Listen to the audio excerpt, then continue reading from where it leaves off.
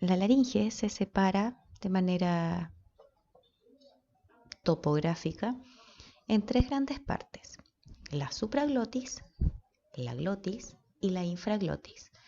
La supraglotis implica todo lo que está por encima de las cuerdas vocales, entiéndase la epiglotis, las bandas ventriculares, etc. La glotis corresponde a las cuerdas vocales propiamente tal y todo lo que está hacia abajo de las cuerdas vocales corresponde a la infraglotis. La laringe es una estructura que se ubica en el cuello, que tiene una serie de relaciones anatómicas. Hacia anterior se encuentra la glándula tiroides, hacia lateral van a encontrar la arteria carótida común, la vena yugular interna y el nervio vago. Hacia posterior se encuentra la hipofaringe y el esófago, hacia superior se encuentra la faringe y hacia inferior la tráquea. La laringe está constituida por un esqueleto cartilaginoso, articulaciones y ligamentos, músculos y mucosa. Con respecto al esqueleto cartilaginoso, podemos distinguir 5 cartílagos principales y que son los más grandes, excepción de 2: el tiroides, el cricoides, epiglotis y los aritenoides, que son pares, y de 6 a 8 accesorios, los cuales son los corniculados, cuneiformes y sesamoideos. Todos ellos se llaman accesorios porque dan mayor tensión a las cuerdas vocales y se encuentran por sobre el cartílago. En la imagen que pueden observar entonces pueden ver, en la imagen que está más hacia el lado izquierdo, el hueso yoides, que es parte fundamental de este complejo porque le vamos a llamar de ahora en adelante iolaringio, porque es a través del yoides donde se inserta la musculatura extrínseca de la laringe y esto permite el ascenso y el descenso de la laringe en el cuello durante la deglución, por ejemplo, o los diferentes tipos de tono. Si una persona emite un tono más agudo, la laringe va a subir para facilitar la tensión de las cuerdas vocales y por el contrario, si la persona quiere emitir un tono más grave, va a descender la laringe y eso va a permitir relajar más las cuerdas vocales y que éstas vibren más lento y por eso también producir un tono de voz más grave. Entonces tenemos en primer lugar hacia arriba el hueso yoides, más hacia abajo tenemos una membrana que es la membrana tiroyoidea. Inferior en la zona media del dibujo encontramos un cartílago que se llama cartílago tiroides, el cual es la parte de abajito que tiene como una escotadura, que de hecho se llama así, es la escotadura tiroidea, es lo que conforma la manzana de Adán. En los varones, el cartílago tiroides es mucho más aguzado, quiere decir que es mucho está un poco más hacia medial las ambas láminas del cartílago tiroides y por lo tanto se da esta escotadura de manera mucho más visible y aguda a simple vista. Y por debajo se van a dar cuenta que existe una especie de anillo. Este anillo, y le siguen varios anillos hacia abajo, este anillo es la parte anterior del cartílago cricoides, que es otro de los cartílagos grandes de la laringe. Hacia abajo ustedes pueden observar la tráquea, que tiene una serie de anillos traqueales. Entre el cartílago tiroides y el cricoides podemos encontrar la membrana cricoidea o cricotiroidea. En la segunda imagen que ustedes pueden observar es mirada desde atrás, por lo tanto podemos ver que el cartílago cricoides, que antes lo veíamos muy delgado, ahora lo vamos a ver un poquito más grueso, tiene una forma de anillo de sello. Sobre él se van a instaurar los cartílagos aritenoides, este par, y que van a ser los que van a permitir la apertura y el cierre de las cuerdas vocales. Hacia arriba en forma de hoja pueden encontrar el cartílago epiglótico y este cartílago de la epiglotis lo que va a hacer es descender al momento de la deglución para facilitar el traspaso del alimento desde la cavidad oral y faringe para que se deslice hacia el esófago sin penetrar a la luz laringea. La última imagen, a mano derecha, lo que les muestra es una imagen lateral donde pueden observar diferentes estructuras. Se puede observar el hueso yoides, que está en un color diferente, la membrana tiroyoidea también, el cartílago epiglotis, que toma como una forma más arqueada, como de hoja, le llaman los libros de la literatura científica de anatomía. Luego tenemos una membrana que corresponde al cono elástico y más hacia abajo podemos ver las cuerdas vocales falsas, que están las más hacia arriba, que es esa línea, esa espacio, ese grueso vertical, y más hacia abajito vemos las cuerdas vocales verdaderas o los pliegues vocales. En ese inferior también podemos volver a ver el cartílago cricoides. Un poco más en específico, el cartílago tiroides es un cartílago hialino formado por dos láminas unidas en línea media, conformando la escotadura tiroidea tal como les comenté. Ambos extremos presentan dos ramas, tanto superiores como inferiores. Las superiores van a dar espacio a la inserción de la membrana tiroioidea, lo que va a permitir que todo este sistema se mueva hacia arriba y hacia abajo como una sola cosa, mientras que las inferiores se van a articular con el cartílago cricoides. ¿Por qué es importante esta articulación? Porque a ciertos movimientos que realiza la laringe permite un desplazamiento del cartílago tiroides en este sistema. Con respecto al cartílago cricoides, es el único cartílago que está completamente cerrado. Significa esto que forma un anillo de sello, como ya les comenté, donde su porción anterior es mucho más delgada que la porción lateroposterior. En su porción posterior, que le vamos a llamar lámina, se articula entonces con los cartílagos aritenoides, que son dos, y se une, como ya les mencioné, al cartílago tiroides por medio de la membrana cricotiroidea. El cartílago epiglotis es este cartílago que va hacia afuera y es el que estaba relacionado directamente con la base de la lengua. Es un cartílago fibroelástico situado por detrás del cartílago tiroides con forma de hoja y se proyecta hacia arriba detrás de la lengua, y el hueso yoides es el único que sobresale de este sistema. Su porción posterior se inserta a través del ligamento tiroepiglótico al ángulo de las láminas tiroyoideas. Los cartílagos aritenoides son cartílagos hialinos, al igual que el resto de los cartílagos, excepto el epiglótico, que tiene una forma piramidal y están ubicados en el borde superior de la lámina del cartílago cricoides. El vértice se va a articular con el cartílago corniculado, que va directamente hacia arriba. El ángulo lateral se prolonga en dirección posterolateral, donde recibirá fibras de músculos intrínsecos de la laringe, que son los procesos que le vamos a llamar proceso muscular, y en el ángulo anterior se prolonga hacia adelante para formar el proceso vocal, que se inserta en el ligamento vocal.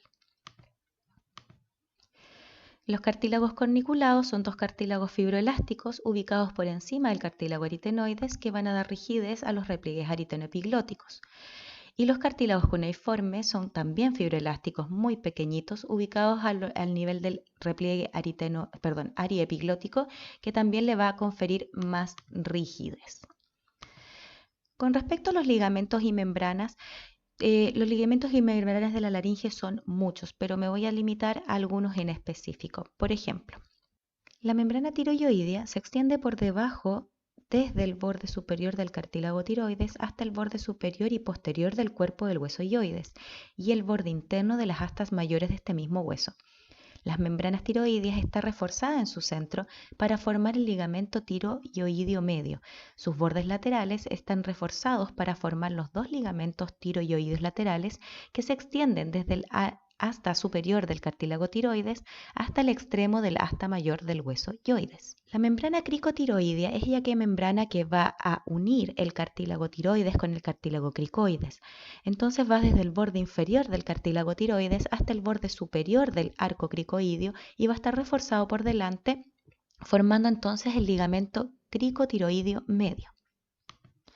El ligamento cricotraqueal es bastante importante también, pues une el borde inferior del cartílago cricoides con el primer anillo de la tráquea y por lo tanto este sistema queda absolutamente unido.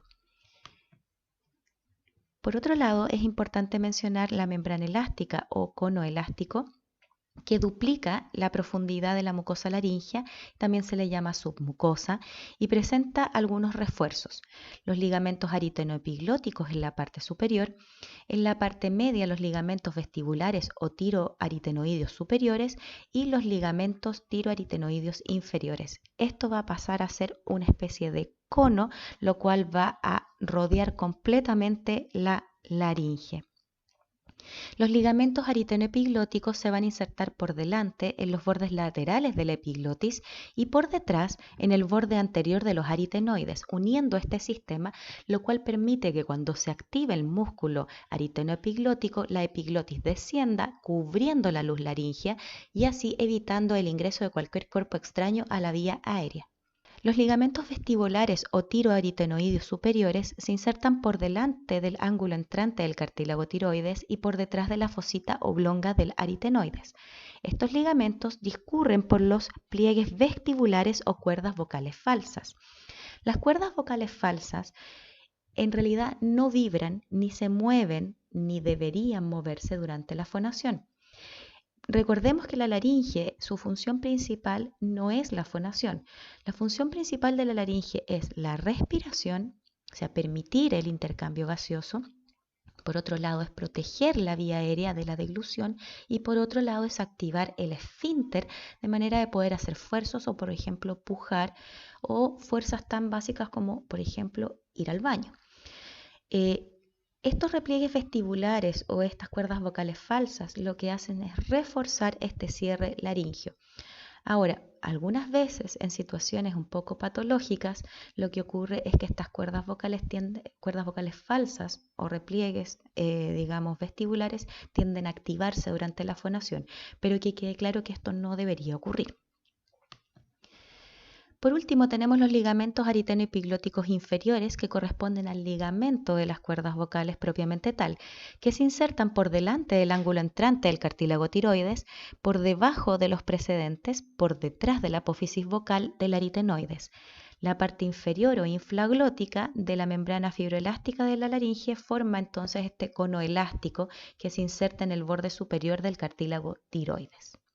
La laringe tiene dos pares de articulaciones y todas estas articulaciones se encuentran en el cartílago cricoides. Por la cara lateral se va a articular con el tiroides y por la cara posterior con los aritenoides, como ya les mencioné anteriormente. En la imagen ustedes pueden ver claramente dónde se encuentran entonces estas caras articulares. En la parte superior se va a articular con los aritenoides y en la parte lateral con el cartílago tiroides.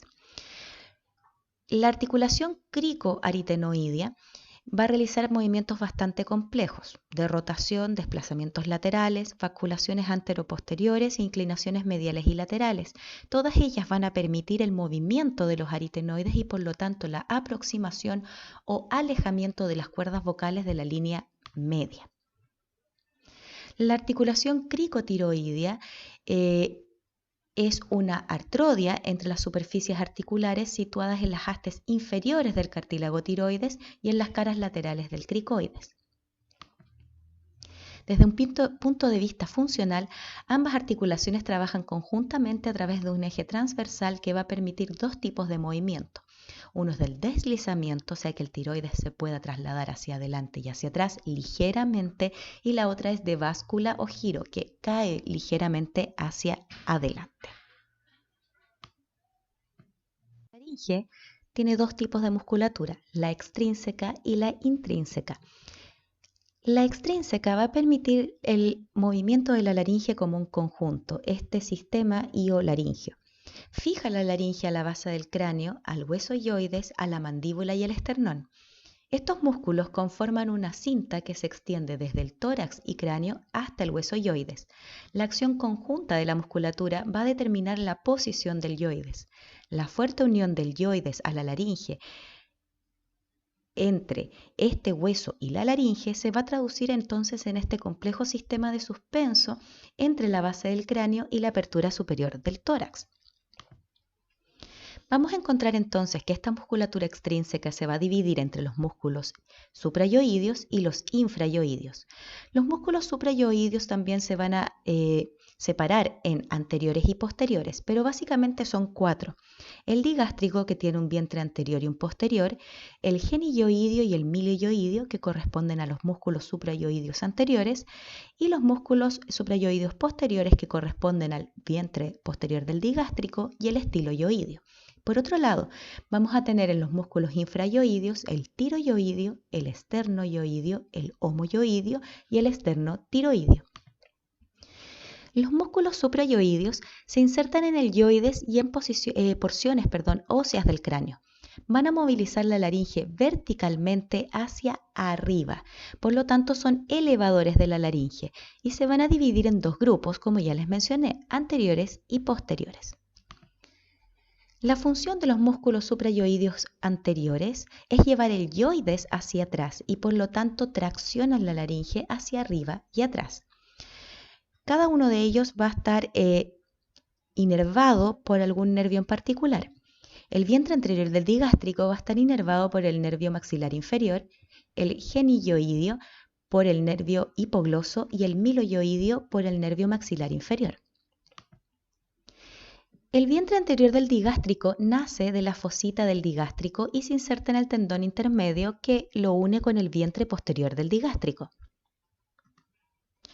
El genioideo es el músculo más profundo, se inserta por delante de la espina mentoniana, se ensancha a continuación dirigiéndose hacia atrás y hacia abajo y se inserta finalmente por debajo en la cara anterior del cuerpo del hueso yoides. El miloioideo es un músculo ancho y delgado y se inserta en la línea miloioidea en la cara posterior del cuerpo de la mandíbula.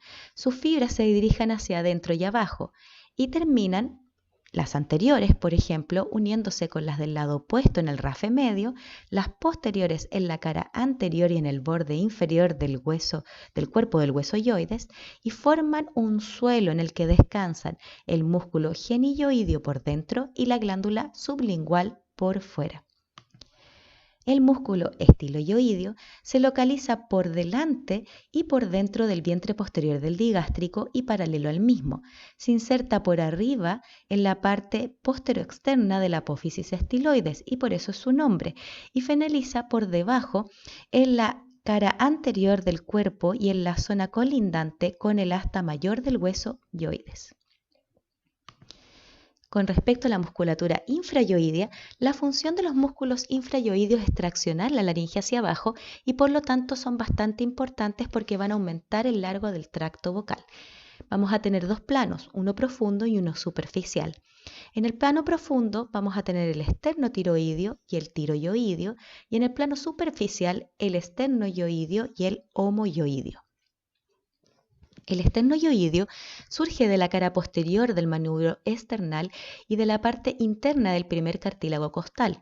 Se dirige verticalmente hacia arriba, algo oblicuo hacia afuera y desciende distanciándose del esternotiroideo opuesto con el que forma una V. A continuación, cruza el cuerpo tiroideo y se inserta en los dos tubérculos de la cara externa de la lámina tiroidea y en la línea oblicua que los une. El tiroyoideo, este músculo continúa al anterior por encima del cartílago tiroides y se inserta en los tubérculos de la cara externa de la lámina tiroidea en la línea oblicua que los une. Es el músculo que une directamente el yoides con el tiroides. Se divide verticalmente algo oblicuo hacia adentro en contacto con la membrana tiroyoidea y termina en el borde inferior del cuerpo del hueso yoides en su tercio externo y en la cara inferior del asta mayor. El músculo esternoyoideo se inserta a nivel clavicular en el borde de su extremo interno y en el ligamento externoclavicular y en la parte próxima del manubrio esternal. Se inserta por arriba en el borde inferior del hueso yoides, cruzando superficialmente el cartílago tiroides. Por último, el músculo homoyoideo es un músculo digástrico. Procede del borde superior de la escápula, se dirige oblicuamente hacia adelante, adentro y arriba, cruza los escalenos, pasa por detrás del esternoyoideo y termina por arriba insertándose en el borde inferior del hueso yoides. La musculatura intrínseca laringea, esta corresponde a la que tiene su inserción y su origen siempre en la laringe. Por lo tanto, no va a tener ningún lugar externo en la laringe en la cual vaya a anclarse.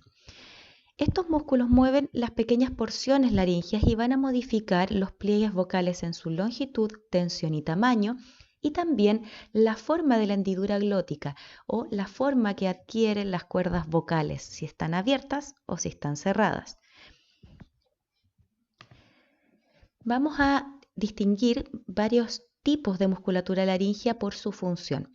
Primero vamos a encontrar los dilatadores de la glotis o los abductores, que son los que abren las cuerdas vocales, y este va a ser el crico aritenoideo posterior. Luego vamos a tener el tensor de las cuerdas vocales, que es el crico tiroideo, Y también vamos a tener los constrictores de la glotis que cierran la glotis, que corresponden al interaritenoideo o ariaritenoideo, el cricoaritenoideo lateral y el tiroaritenoideo externo. Por otra parte, el tiroaritenoideo interno o músculo vocal relaja y contrae los pliegues vocales. El músculo cricotiroideo o CT es un músculo par con un fascículo interno y otro externo oblicuo. En la línea media ambos están separados por un espacio triangular con base superior. El punto fijo es el cartílago cricoides y en ese momento el movimiento de báscula se va a activar y por lo tanto va a tensar las cuerdas vocales. Cuando el punto fijo es el cartílago tiroides, el cricoides se va a elevar y con esto va a facilitar el proceso de la deglución.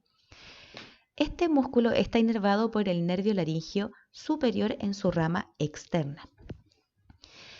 Podemos ver ahora la acción muscular que tiene el CT o cricotiroideo, que es la basculación del tiroides.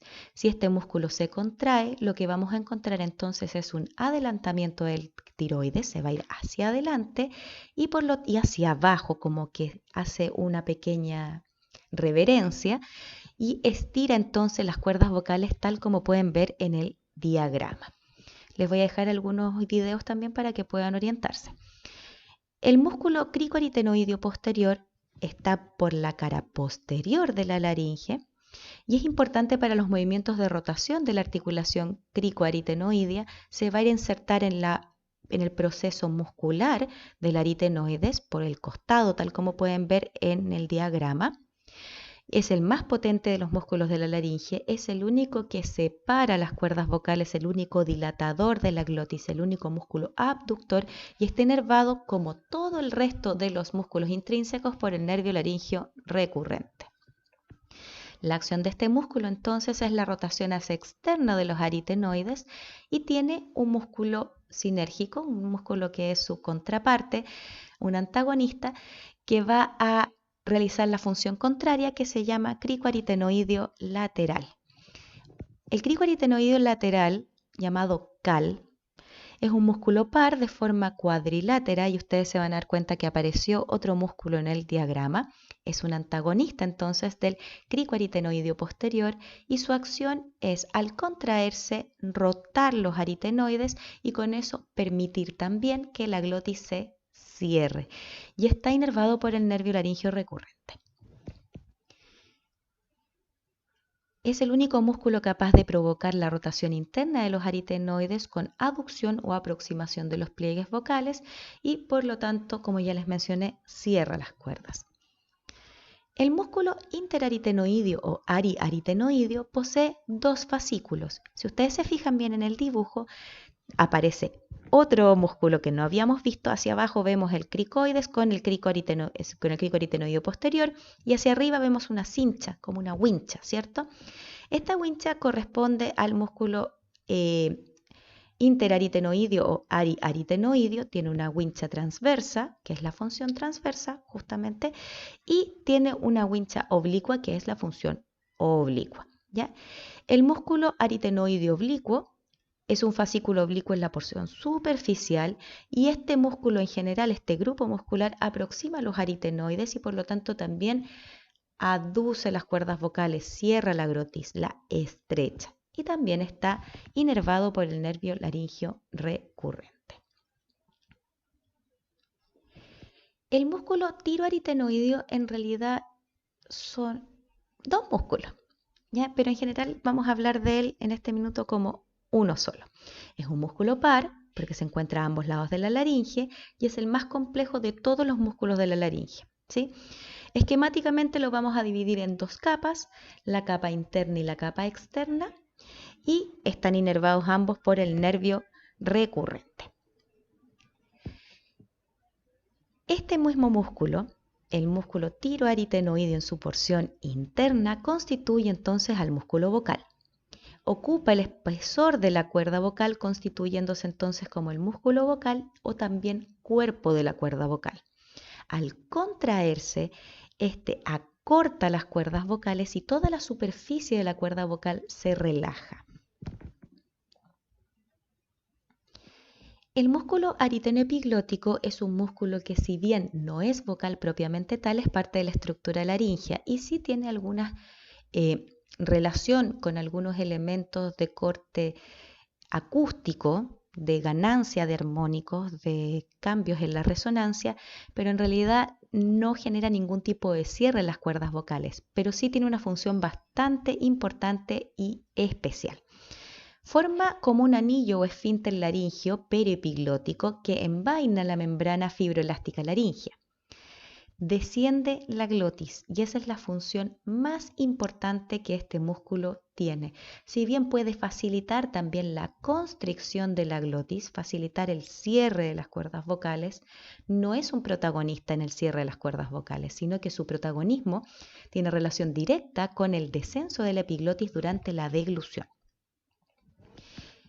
El músculo tiroepiglótico alcanza el borde lateral del cartílago epiglotis y ayuda al aritenoepiglótico en la acción de poner tenso el pliegue aritenoepiglótico.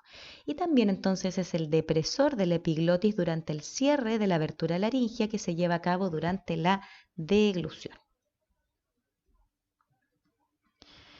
La inervación laringea, como ya les comenté, dentro de los músculos intrínsecos de la laringe, la inervación motora siempre va a estar dada por el nervio laríngeo superior en su rama externa, única y exclusivamente al músculo cricotiroideo. Todo el resto de los músculos va a estar inervado motoramente por el nervio laríngeo recurrente. Sin embargo, tanto el nervio laríngeo superior como el nervio laríngeo inferior o recurrente son mixtos, por lo tanto ambos tienen aferencias. Las aferencias del nervio laríngeo superior van a dar toda la sensibilidad a la zona de la laringe, desde la glotis, de las cuerdas vocales, hacia todo lo que está hacia arriba. La parte que está por debajo de las cuerdas vocales va a estar dada su aferencia por el nervio laringio recurrente en su rama aferente.